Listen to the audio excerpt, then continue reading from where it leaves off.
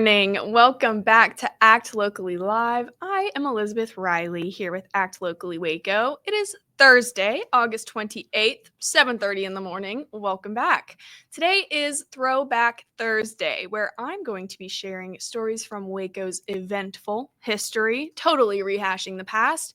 We're going to be talking about recognizable sites, honorable names, and forgotten stories. Who, what, where, when, and why Waco came to be.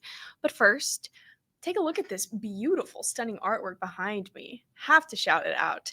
We have some pieces over here from Debbie Miller of Corsicana. You can find her on Instagram at Debbie Rose Miller, or you can find her website at debbiemillerstudio.com. These are absolutely gorgeous, stunning. Over this shoulder here, we have works from Russell Campbell, straight out of Waco. You can find him on Instagram at Russ Tone Art. And all of these pieces behind me, including the other ones that you've seen up and about, are for sale. So if you're interested, you can either message us at Act Locally Waco, or you can go contact these artists directly. They are so stunning and gorgeous. You definitely want these in your own house. Okay? Just yes. So we are live this morning from the Alico building, which is the story that I had the opportunity to share with you last Throwback Thursday. So now it's quiz time. I'm just kidding, actually. That'll be at the start of the month, so be prepared for that. Last week, I got to harp on this building and just how sick it is, and Waco's petty resilience, and in the battle of the original build and the reconstruction after the tornado of 1953, and just the absolute immaculate view of the city from this high up. But while this building has been a cornerstone in our story here in Waco, our city tends to get a really bad rap from outsiders. Whenever I mention that I live in Waco, there's like one of three things that I tend to get. First being, oh my goodness, have you been to Magnolia? Do you know Chip and Joanna Gaines? Like, personally, no.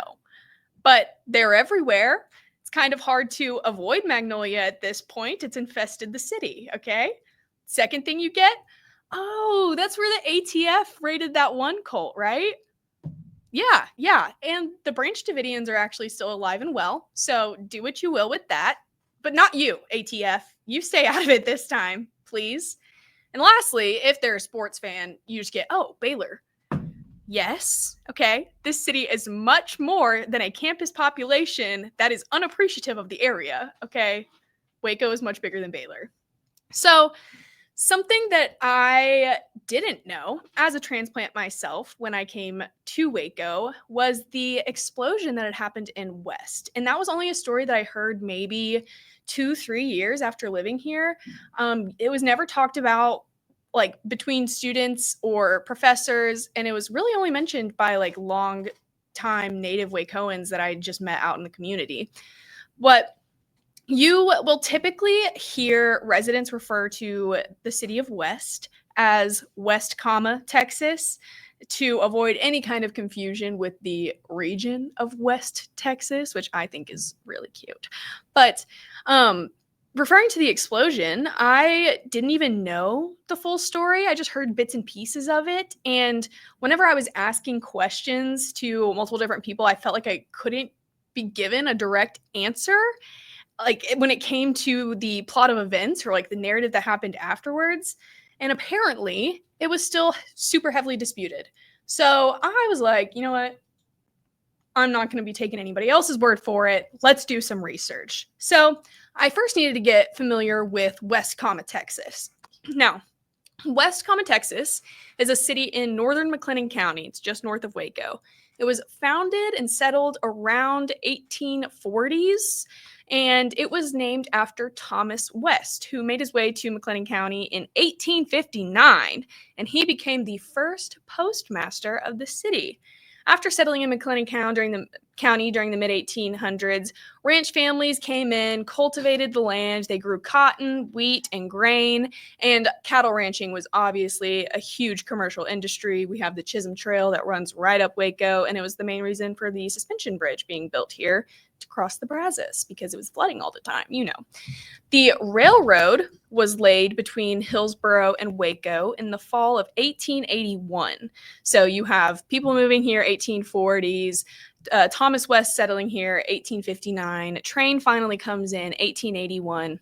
And this train line was built straight through Thomas West's land.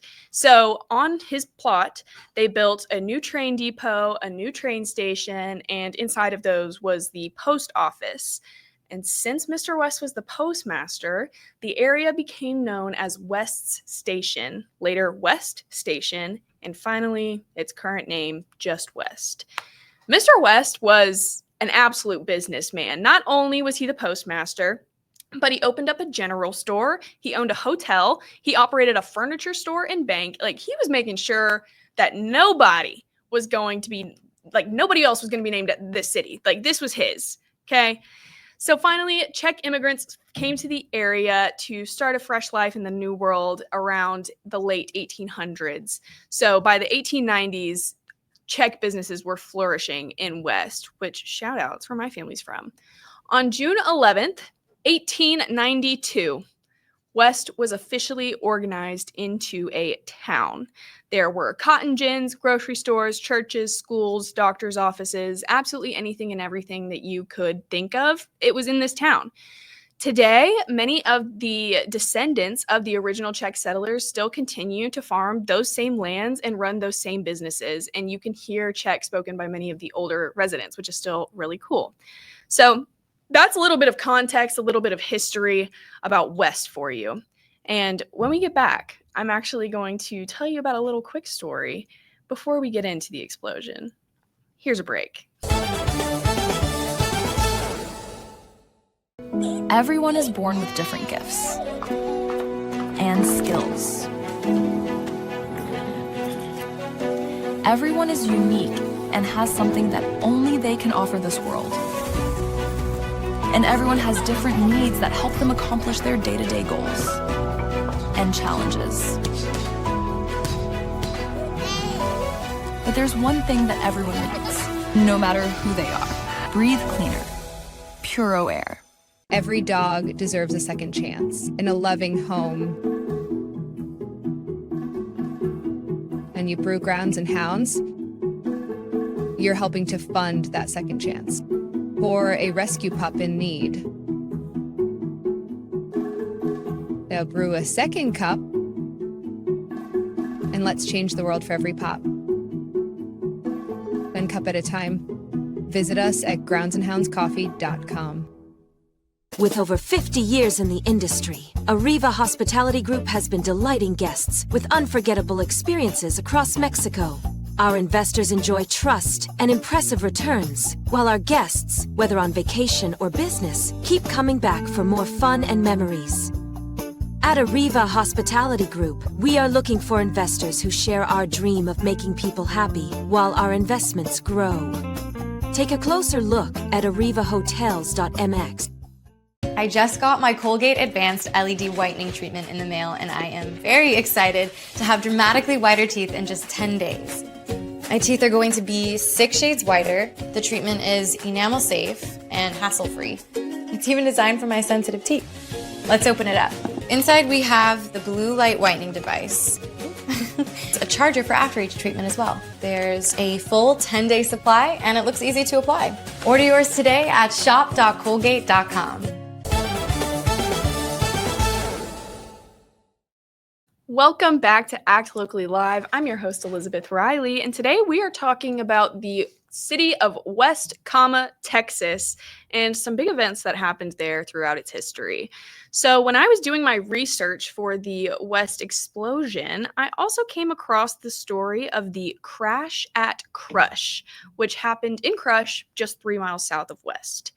In 1896, General Passenger Agent for the rail line, William Crush, conceived what he thought was a brilliant idea to demonstrate a staged train wreck for a public spectacle. What the hell is up with men just blowing shit up for fun? This is never a good idea. No admission was charged, and train fares to the crash site were offered at a reduced rate. So people got their tickets for sale, and they could see this for free. As a result of those two deals, an estimated 40,000 people showed up to the crash at Crush. To put that into perspective, there were more people in West Texas to see a train crash than people who lived in the second largest city in Texas at the time. But around 4 p.m., 2 trains were sent speeding towards each other on the tracks and collided head-on. Upon impact, the steam boilers exploded, and propelling pieces of metal just flew into the crowd. 2 people were killed and many others were injured. I'm no private investigator, but this seems like it was an entirely preventable event, and I want to know just who approved this. Okay? The entire situation of that, the preventability of it, could also be said for our main topic today. But I'll give you all the information, we'll digest it, and then we'll kind of come up with some of our own conclusions here. So, the West Fertilizer Company was founded in 1962, so long after Settlement of West, long after the crash at Crush. It was built as a storage, retail, and distribution facility for farming chemicals for fertilizer. They still sold and stored various compounds like ammonium nitrate, anhydrous ammonia, and K-Mag, which is a mixture of potassium, magnesium, and sulfur. The company, West Fertilizer Company, had been supplying farmers with chemicals for 51 years before April 17th, 2013, when a fire broke out at the facility, causing an explosion that absolutely rocked Central Texas. The compound that was the culprit in this explosion was called ammonium nitrate. It was the largest product that they stored in bins across the fertilizer plant. And like I said, it was the main causative agent in this explosion. So it's typically stable. Ammonium nitrate is typically stable just in its natural form, and it can be predominantly used in agriculture as a high nitrogen fertilizer. But it is also a component of explosive mixing for mining, quarrying, and civil construction. What? Also, speaking of all the bad rap that Waco gets, it is the same material that Timothy McVeigh used in the Oklahoma City bombing, and he bombed this building for a way of avenging David Koresh and the Branch Davidians. So it's very weird. Everything is kind of full circle connected. Anywho. Since the West Fertilizer Company was dealing with a ton of dangerous materials, they were subjected to inspections from one of our favorite organizations, the Occupational Safety and Health Administration. Hey, OSHA. The last time that they had filed for an inspection came in 1985, and OSHA cited them and fined them for improper storage of anhydrous ammonia. They were also cited for respiratory protection standards, but they were never fined for that issue. With all of those issues addressed, OSHA officials found that the facility was not on their national emphasis plan for chemical plant inspections. And so they were labeled as a retail facility, and they had no records of major accidents. So they were no longer, having to keep frequent check-ins. And also the EPA, Environmental Protection Agency, agreed with this, saying, not a major risk. We don't need to put them on the emphasis plan. In 2006, there was a complaint of an ammonia smell coming from the facility. So the Texas Commission on Environmental Quality investigated and cited the owners for not having permits for 2 anhydrous ammonia tanks. The EPA also fined owners and operators for $2,300 for not filing a risk management program in a timely manner. So they didn't file to report this smell. They got charged for failing to report the problem and for the problem. Okay, makes sense. Law enforcement recommended that West Fertilizer Company install a surveillance system, including a fenced perimeter. Wow, that feels like groundbreaking technology, security cameras, and alarms after the plant was burglarized multiple times in 2006, presumably by people wanting to use the anhydrous ammonia to make methamphetamines. And the EPA came back in 2011 with an emergency planning report claiming that the ammonia storage tanks did not, cause any other risk. So yet again, they're in the clear. They got cleared 2, 3, multiple different times.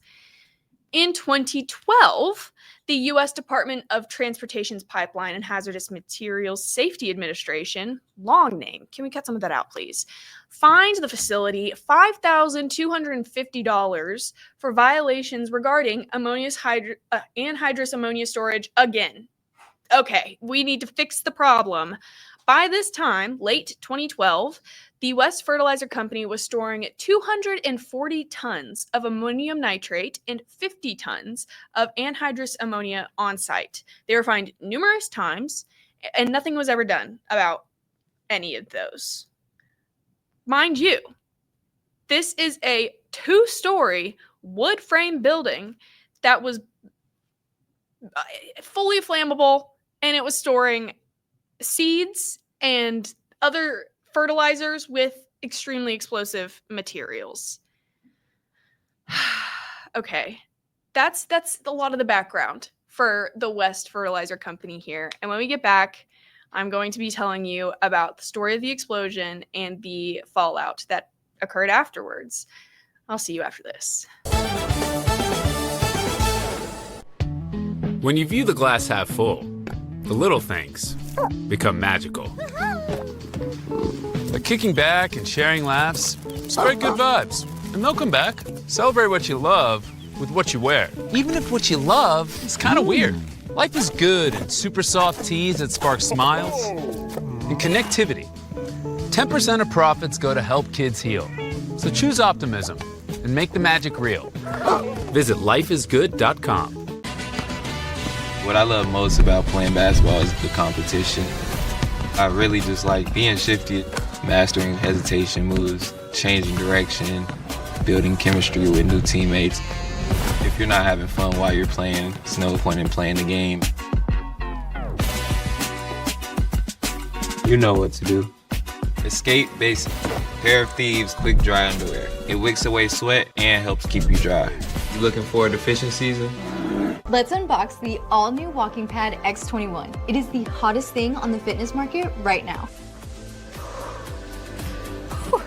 I like it. I like it a lot. Well done, Walking Pad.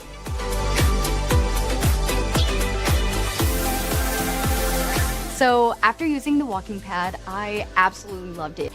For the price, I adore it. I highly recommend it.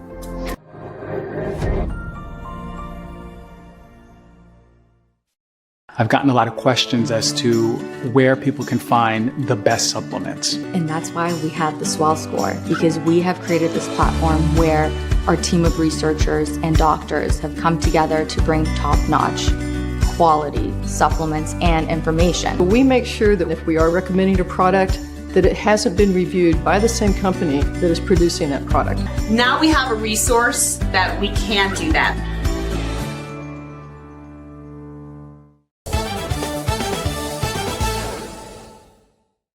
Welcome back. I'm Elizabeth Riley. Today is Throwback Thursday, and we are going over the history of West, Texas and the unfortunate explosion that happened April 17th, 2013.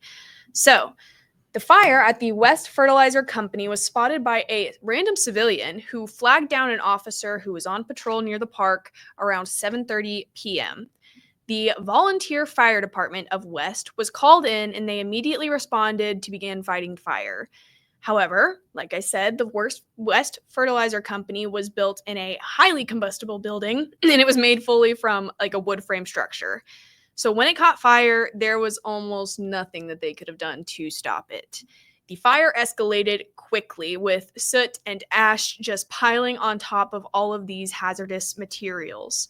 So around 7:45, the fire burned through the doors of the side of the plant, allowing for more oxygen, outside oxygen, to come inside and just continue fueling this fire. That is when, 6 minutes later, 7:51, the entire plant exploded. The force of the explosion was equivalent to 10 tons of TNT going off, and it obliterated the plant and absolutely anything in the path of the shock wave. It's been said that the blast left a 10-foot deep crater at ground zero, and windows were reportedly blown out in Abbott, Texas, which is 7 miles away from West. It caused the ground to shake so forcibly that there was an earthquake recorded with a 2.5 magnitude in central Texas. It destroyed more than 100 homes and businesses. It damaged West Middle School and high school, and it even affected nearby senior assisted living facilities that needed to be evacuated. There, after the explosion, homes were literally moved off of their foundations, and gas leaks from the destruction were causing small house fires in the area, which made all of these people forced away from their homes. They were forced to evacuate. Over 100 different people were reported to be injured in the blast, and they were all originally transported to West High School's football field for a makeshift triage, but they were eventually moved to the community center because the football field was still in proximity to the burning building. On April 19th, authorities announced that 12 bodies had been recovered, 60 people were missing, and at least 200 people had been injured. The 12 dead included 10 first responders as well as 2 civilians who had volunteered to fight the fire when it first began. The final confirmed death toll was 15 fatalities, and approximately 160 to 200 people were injured. The Chemical Safety and Hazard Investigation Board was unable to determine how the fire started or where it started, but it is presumed that the fire started high up in the building because it's a 2-story wood frame. The Chemical Safety Board announced that this was a fully preventable incident and it would have never occurred with the necessary steps from federal, state, and local regulatory agencies. However, just a few months after the Chemical Safety Board made that announcement, the ATF came back round. What did I say? Can y'all not stay out of anything? They came back and concluded that the fire that led to the explosion was intentionally set, but they declined to comment about any possible suspects. They posted an award, but no arrests were ever made. Still, to this day. This statement from the ATF was disputed by various other experts who noted that the ATF's findings was based on primarily their inability to find any other cause for the fire. They were just like, yeah, it had to have been set. Some people complained because it delayed victims' lawsuits against the fertilizer company. It gave defendants more legal ammunition, and it promoted the U.S. Environmental Protection Agency to put a hold on new chemical plant safety rules. Unfortunate.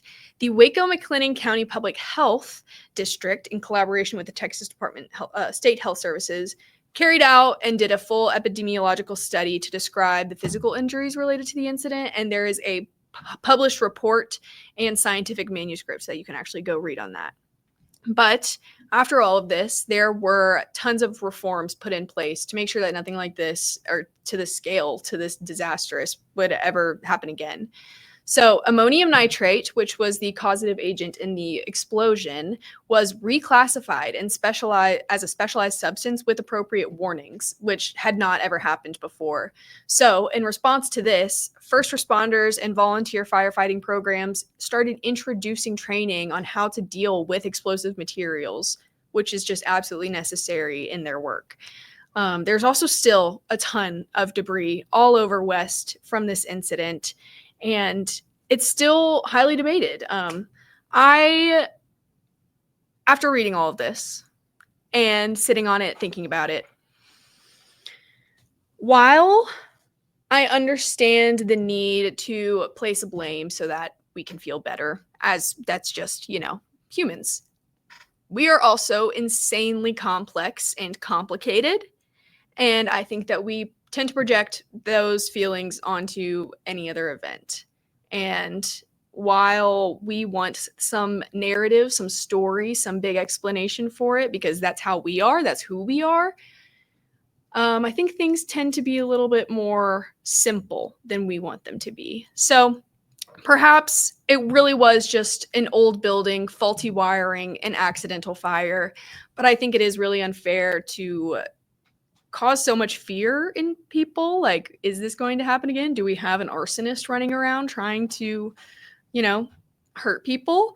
But but I think I'm going to stick with the idea, not being conspiratorial, that this was purely an accident, and it's absolutely devastating.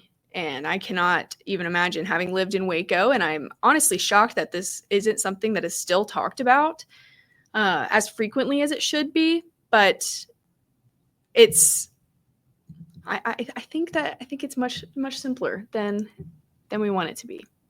Well, if you haven't gotten enough of me this morning or this week, you can follow me over to the Zach Owens Show, where I will be live from the backyard bar, stage, and grill every single morning. And I will also be bringing you Music City news and Act Locally Waco segments from there. If you haven't heard enough about the Crash at Crush, you can also head over to the Ann Harder Show, which is where I'm also featured. She will be talking about that today at noon. You can find us on our Instagram at Locally Waco or our website, actlocallywaco.org. If you're sick and tired of my voice, I would totally recommend you go and read some of my work on the Act Locally Waco blog, which is probably much more informative and coherent than this early morning rambling. But double check and let me know. You tell me what you think. Act Locally Waco puts out a weekly newsletter known as the Whole Enchilada. So that gives you a list of events that is happening in our community and much more commentary from yours truly. Subscribe, read up, go do our things that I've told you about. Catch me in the community and come say hi. I will see you all tomorrow morning. Bye, y'all.